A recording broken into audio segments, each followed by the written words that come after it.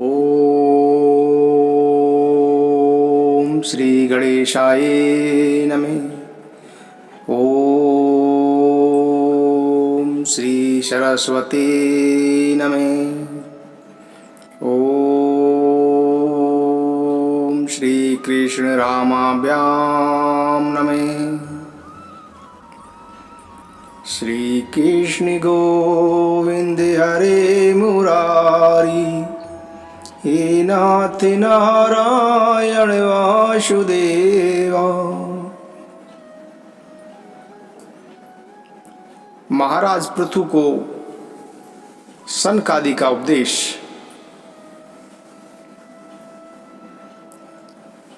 जिस समय प्रजाजन परम पराक्रमी पृथ्वीपाल पृथु की इस प्रकार प्रार्थना कर रहे थे, उसी समय वहां सूर्य के समान तेजस्वी 4 मुनीश्वर आए।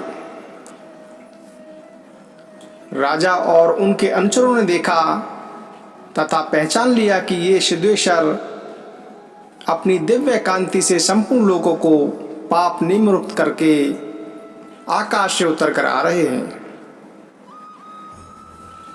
राजा के प्राण सनकादिकों का दर्शन करते ही जैसे विषयी जीव विषयों की ओर दौड़ता है, उनकी ओर चल पड़े। मानो उन्हें रोकने के लिए ही वे अपने सदस्यों और अनुयायियों के साथ एकाएक उठकर खड़े हो गए। जब वे मुनिगण अर्घ्य स्वीकार कर आसन पर विराज गए, तब पृथु ने उनके गौरव से प्रभावित हो विनयवश गर्दन झुकाए हुए उनकी विधिवत पूजा की। फिर उनके चरणोदक को अपने सिर के बालों पर छिड़का। इस प्रकार शिष्य जनोचित आदर आचार का आदर तथा पालन करके उन्होंने यही दिखाया कि सभी सत्पुरुषों को ऐसा व्यवहार करना चाहिए। सनकादि मुनीश्वर भगवान शंकर के भी अग्रज हैं। सोने के सिंहासन पर वे ऐसे सुशोभित हुए जैसे अपने अपने स्थानों पर अग्नि देवता। महाराजा पृथु ने बड़ी श्रद्धा और संयम के साथ प्रेम पूर्वक उनसे कहा। महाराजा पृथु ने कहा कि हे मंगल मूर्ति मुनीश्वरों, आपके दर्शन तो योगियों को भी दुर्लभ हैं। मुझसे ऐसा क्या पुण्य बना है जिससे स्वतः ही आपका दर्शन प्राप्त हुआ है। जिस पर ब्राह्मण अथवा अनुचरों के सहित श्री शंकर या श्री विष्णु भगवान प्रसन्न हों, उसके लिए इहलोक और परलोक में कौन सी वस्तु दुर्लभ है। इस दृश्य प्रपंच के कारण महत्व आदि यद्यपि सर्वगत हैं, तो भी वे सर्वसाक्षी आत्मा को नहीं देख सकते। इसी प्रकार यद्यपि आप समस्त लोकों में विचरते रहते हैं, तो भी अनधिकारी लोग आपको देख नहीं पाते। जिनके घरों में आप जैसे पूज्य पुरुष उनके जल तृण पृथ्वी गृह स्वामी अथवा सेवक आदि किसी अन्य पदार्थ को स्वीकार कर लेते हैं, वे गृहस्थ धनहीन होने पर भी धन्य हैं।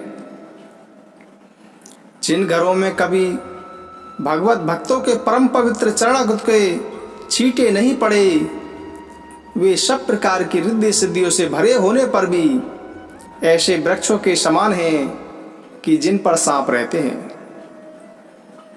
हे मुनीश्वरों, आपका स्वागत है। आप लोग तो बाल्यावस्था से ही मुमुक्षुओं के मार्ग का अनुसरण करते हुए एकाग्रचित से ब्रह्मचर्य आदि महान व्रतों का बड़ी श्रद्धा पूर्वक आचरण कर रहे हैं।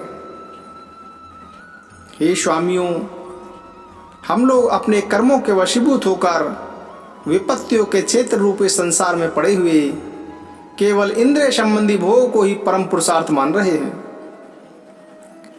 सो क्या हमारे निस्तार का भी कोई उपाय है? आप लोगों से कुशल प्रश्न करना उचित नहीं है, क्योंकि आप निरंतर आत्मा में ही रमण रहते हैं।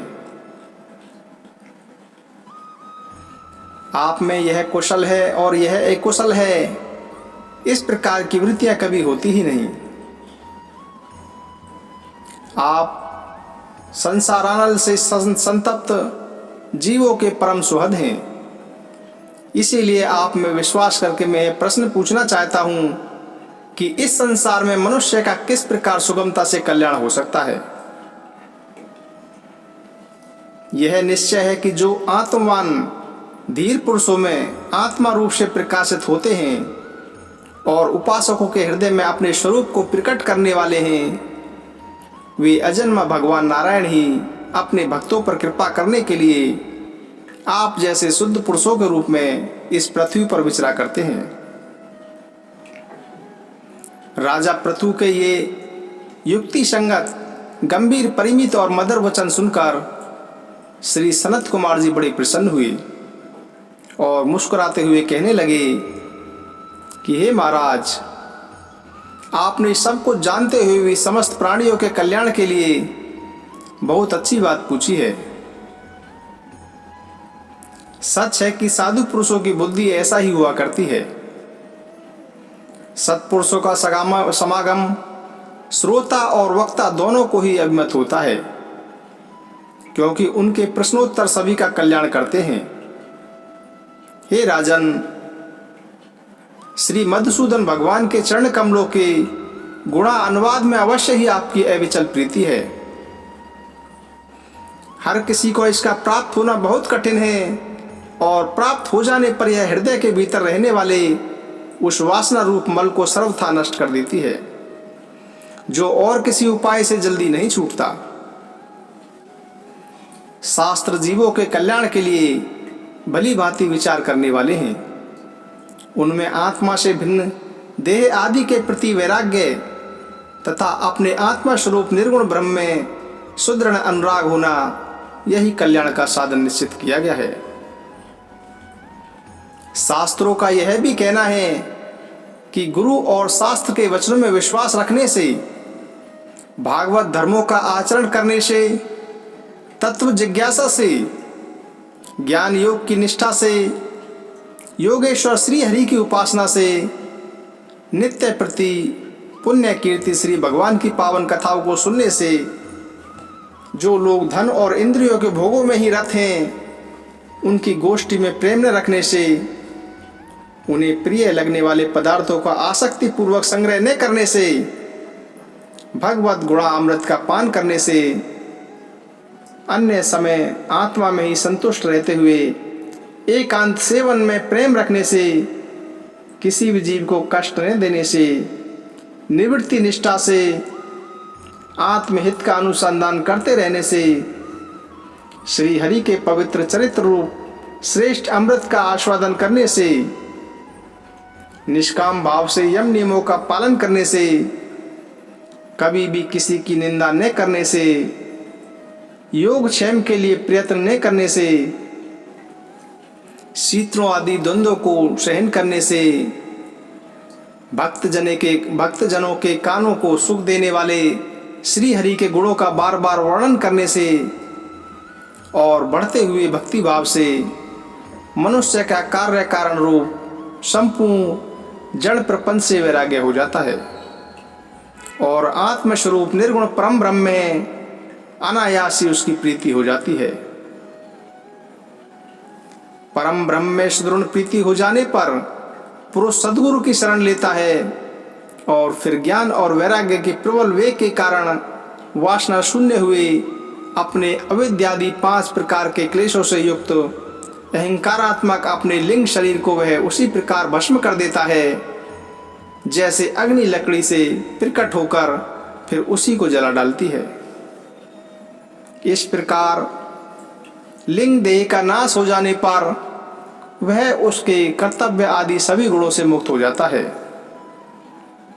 फिर तो जैसे स्वप्न अवस्था में तरह तरह के पदार्थ देखने पर भी उससे जग जाने पर उसमें कोई चीज दिखाई नहीं देती, उसी प्रकार वह पुरुष शरीर के बाहर दिखाई देने वाले घट पटादि और भीतर अनुभव होने वाले सुख दुख आदि को भी नहीं देखता। इस स्थिति के प्राप्त होने से पहले ये पदार्थी जीवात्मा और परमात्मा के बीच में रहकर उनका भेद कर रहे थे। जब तक अंतःकरण रूप उपाधि रहती है तभी तक पुरुष को जीवात्मा, इंद्रियों के विषय और इन दोषों का संबंध कराने वाले अहंकार का अनुभव होता है, इसके बाद नहीं। बाहरी जगत में भी देखा जाता है कि जल, दर्पण आदि निमित्तों के रहने पर ही अपने बिंब और प्रतिबिंब का भेद दिखाई देता है, अन्य समय नहीं। जो लोग विषय चिंतन में लगे रहते हैं उनकी इंद्रियां विषयों में ही फंस जाती हैं तथा मन को भी उन्हीं की ओर खींच ले जाती है।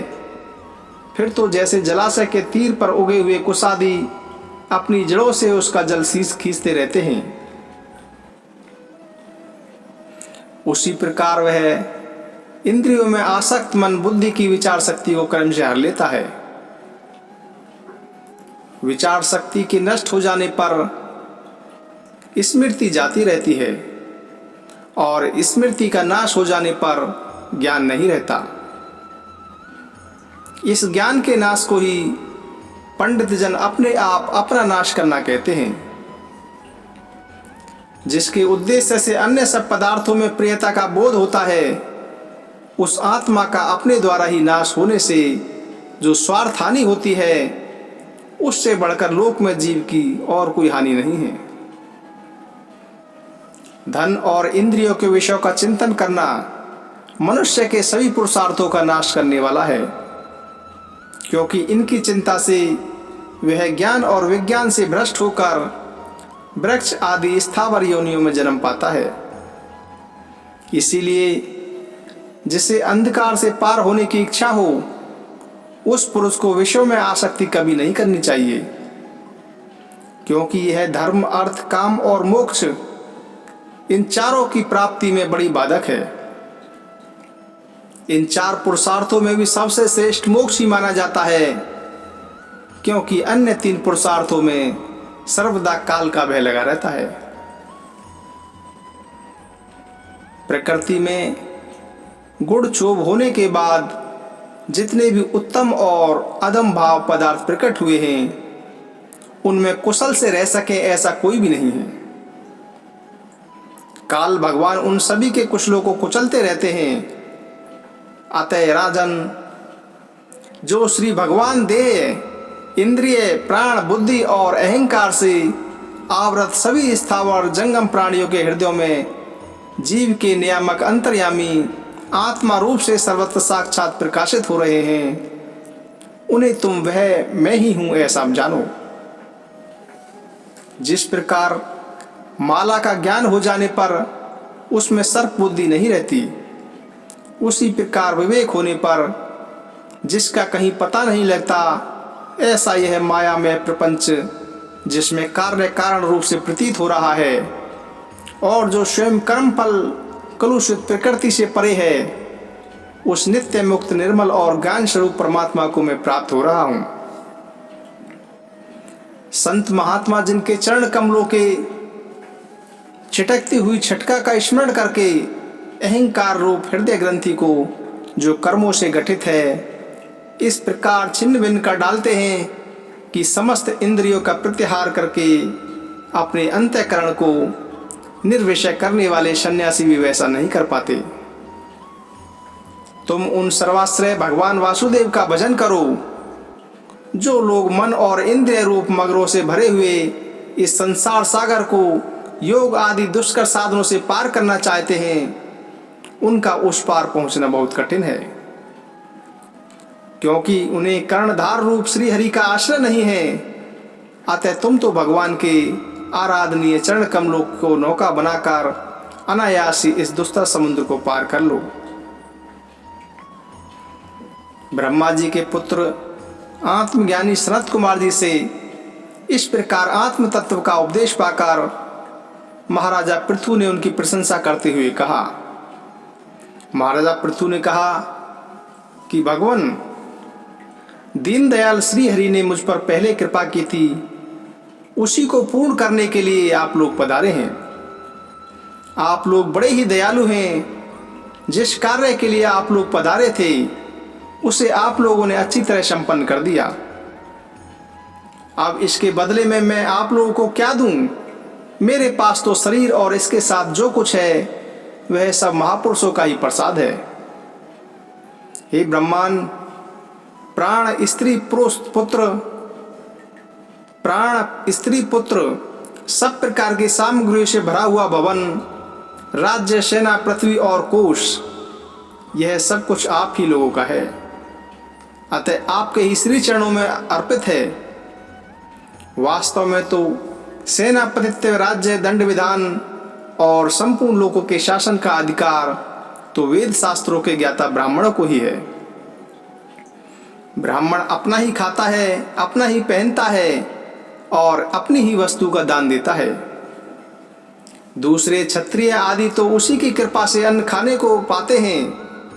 आप लोग वेद के पारगामी हैं। आपने आध्यात्म तत्व का विचार करके हमें निश्चित रूप से समझा दिया है कि भगवान के प्रति इस प्रकार की अभेद भक्ति ही उनकी उपलब्धि का प्रधान साधन है। आप लोग परम कृपालु हैं, अतः आपने इस दिनों पर द्वार रूप कर्म से ही सर्वदा संतुष्ट रहें। आपके इस उपकार का बदला कोई क्या दे सकता है? उसके लिए प्रयत्न करना भी अपनी हंसी कराना ही है।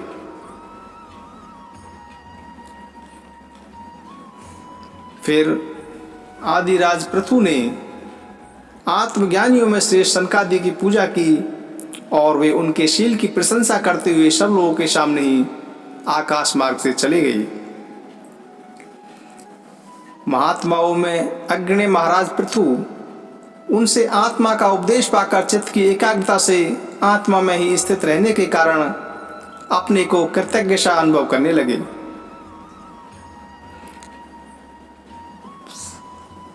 वे ब्राह्मणपण बुद्धि से समय, स्थान, शक्ति, न्याय और धन के अनुसार सभी कर्म करते थे। इस प्रकार एकाग्रचित्त से समस्त कर्मों का फल परमात्मा को अर्पण करके आत्मा को कर्मों का साक्षी एवं प्रकृति से अतीत देखने के कारण वे सर्वथा निर्लिप्त रहे। जिस प्रकार सूर्य देव सर्वत्र प्रकाश करने पर भी वस्तुओं के गुण दोष से निर्लिप्त रहते हैं, उसी प्रकार साम्राज्य लक्ष्मी से संपन्न और गृहस्थ आश्रम में रहते हुए भी अहंकार शून्य होने के कारण वे इंद्रियों के विषयों में आसक्त नहीं हुए। इस प्रकार आत्मनिष्ठा में स्थित होकर सभी कर्तव्य कर्मों का यथोचित रीति के अनुष्ठान करते हुए उन्होंने अपनी भार्या आर्ची के गर्भ से अपने अनुरूप 5 पुत्र उत्पन्न किए। उनके नाम विजिताश्व, ध्रुमकेश, हर्यक्ष, द्रविण और वृक थे। महाराजा पृथु भगवान के अंश थे। वे समय समय पर जब जब आवश्यकता होता था जगत के प्राणियों की रक्षा के लिए अकेले ही समस्त लोकपालों के गुण धारण कर लिया करते थे। अपने उदार मन, प्रिय और हितकर वचन, मनोहर मूर्ति और सौम्य गुणों के द्वारा प्रजा का पालन करते रहने से दूसरे चंद्रमा के समान उनका राजा यह नाम सार्थक हुआ। सूर्य जिस प्रकार गर्मी में पृथ्वी का जल खींचकर वर्षा काल में उसे पुनः पृथ्वी पर वर्षा देता है तथा अपनी किरणों से सबको ताप पहुंचाता है, उसी प्रकार वे कर रूप से प्रजा का धन लेकर उसे दुष्काल आदि के समय में मुक्त हस्त से प्रजा में हित में लगा देते थे। वे सब पर अपना प्रभाव जमाए रखते थे। वे तेज में अग्नि के समान, इंद्र के समान अजेय, पृथ्वी के समान क्षमाशील और स्वर्ग के समान मनुष्य की समस्त कामनाएं पूर्ण करने वाले थे। समय समय पर प्रजाजनों को तृप्त करने के लिए वे मेघ के समान उनके अभिष्ट अर्थों को खुले हाथ से लुटाते रहते थे। वे समुद्र के समान गंभीर और पर्वतराज सुमेरु के समान धैर्यवान भी थे। महाराजा पृथु दुष्टों के दमन करने में यमराज के समान, आश्चर्यपूर्ण वस्तुओं के संग्रह में हिमालय के समान, कोष की समृद्धि करने में कुबेर के समान और धन को छिपाने में वरुण के समान थे।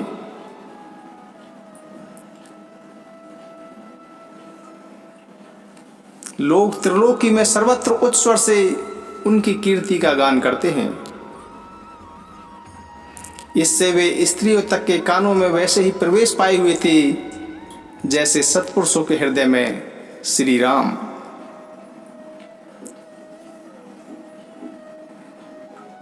इस प्रकार महामनुष्य प्रजापति पृथु ने स्वयं अन्न आदि तथा पुरग्राम आदि सर्ग की व्यवस्था करके स्थावर जंगम सभी की आजीविका का सुविधा कर दिया। धर्मों का भी खूब पालन किया। मेरी अवस्था कुछ ढल गई है और जिसके लिए मैंने इस लोक में जन्म लिया था, अतः उस प्रजा रक्षण रूप का पालन भी हो चुका है। अतः अब मुझे अंतिम पुरुषार्थ मोक्ष के लिए प्रयत्न करना चाहिए। यह सोचकर उन्होंने अपने विरह में रोती हुई अपनी पुत्री रूपा पृथ्वी का भार पुत्रों को सौंप दिया और सारी प्रजा को बिलखती छोड़कर वे अपनी पत्नी सहित अकेले ही तपोवन को चल दिए। वहां भी वे वानप्रस्थ आश्रम के नियम अनुसार उसी प्रकार कठोर तपस्या में लग गए जैसे पहले गृहस्थ आश्रम में अखंड व्रत पूर्वक पृथ्वी को विजय करने में लगे थे। कुछ दिन तो उन्होंने कंद मूल फल खाकर बिताए, कुछ काल सूखे पत्ते खाकर रहे और फिर कुछ पखवाड़ों तक जल पर ही रहे और इसके बाद वे केवल वायु से ही निर्वाह करने लगे। वीरवर पृथु मुनि व्रति से रहते थे। गर्मियों में उन्होंने पंचअग्नियों का सेवन किया। वर्षा ऋतु में खुले मैदान में रहकर अपने शरीर पर जल की धाराएं सही और सर्दी में गले तक जल में खड़े रहे। वे प्रतिदिन मिट्टी की वेदी पर ही शयन करते थे। उन्होंने शीतलों आदि सब प्रकार के द्वंद्वों को सहा तथा वाणी और मन का संयम करके ब्रह्मचर्य का पालन करते हुए प्राणों को अपने अधीन किया। इस प्रकार श्री कृष्ण की आराधना करने के लिए उन्होंने उत्तम तप किया। इस क्रम से उनकी तपस्या बहुत पुष्ट हो गई और उसके प्रभाव से कर्म मल नष्ट हो जाने के कारण उनका चित्त सर्वथा शुद्ध हो गया। प्राणायामों के द्वारा मन और इंद्रियों के निरुद्ध हो जाने से उनका वासना जनित बंधन भी कट गया। तब भगवान सनत कुमार ने उन्हें जिस परमोत्कृष्ट आत्मयोग की शिक्षा दी थी उसी के अनुसार राजा पृथु पुरुषोत्तम श्रीहरि की आराधना करने लगे। इस तरह भगवत परायण होकर श्रद्धा पूर्वक सदाचार का पालन करते हुए निरंतर साधन करने से ब्रह्म परमात्मा उनकी अनन्य भक्ति हो गई। इस प्रकार भगवत उपासना के अंतःकरण शुद्ध हो जाने पर निरंतर भगवत चिंतन के प्रभाव से प्राप्त हुई इस अनन्य भक्ति से उन्हें वैराग्य सहित ज्ञान की प्राप्ति हुई और फिर उस तीव्र ज्ञान के द्वारा उन्होंने जीव के उपाधिभूत अहंकार को नष्ट कर दिया जो सब प्रकार के संशय का आश्रय है। इसके पश्चात देहात्म बुद्धि की निवृत्ति और परमात्मा स्वरूप श्री कृष्ण की अनुभूति होने पर अन्य शिव प्रकार की सिद्धि आदि से भी उदासीन हो जाने के कारण उन्होंने उस तत्व ज्ञान के लिए भी प्रयत्न करना छोड़ दिया जिसकी सहायता से पहले अपने जीव कोश का नाश किया था। क्योंकि जब तक साधक को योग मार्ग के द्वारा श्री कृष्ण कथा अमृत में अनुराग नहीं होता तब तक केवल योग साधना से उसका मोह जनित प्रमाद दूर नहीं होता, भ्रम नहीं मिटता। फिर जब अंतकाल उपस्थित हुआ तो वीरवर पृथु ने अपने चित्त को दृढ़ता पूर्वक परमात्मा में स्थिर कर ब्रह्म भाव में स्थित हो अपना शरीर त्याग दिया। श्री कृष्ण गोविंद हरे मुरारी, हे नाथ नारायण वासुदेवा। श्री भागवत भगवान की है आरती, पापियों को पापों से है तारती। ये अमर ग्रंथ, ये मुक्ति पंथ, ये पंचम वेद निराला, नव ज्योति जलाने वाला। हरि नाम यही हरिदाम यही, यही जग मंगल की आरती, पापियों को पाप से है तारती। श्री भागवत भगवान की है आरती, पापियों को पाप से है तारती। ये शांति गीत पावन पुनीति, पापों को मिटाने वाला, हरि दर्श दिखाने वाला। यह सुख करनी यह दुख हरनी, श्री मधुसूदन की आरती, पापियों को पाप से है तारती। श्री भागवत भगवान की है आरती, पापियों को पाप से है तारती।